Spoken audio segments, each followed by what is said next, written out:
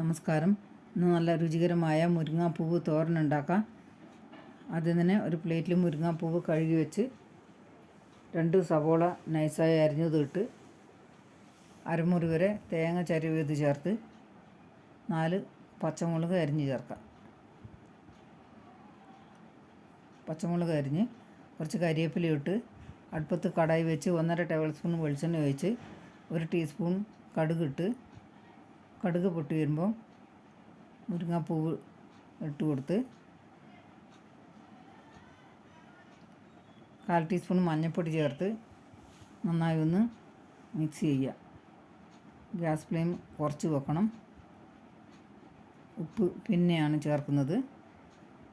എല്ലാം കൂടി ഒന്ന് ഇളക്കി അടച്ചു വെച്ച് കുറച്ച് നേരത്തേന് അടപ്പ് തുറന്ന് നന്നായി ഒന്ന് മിക്സ് ചെയ്ത്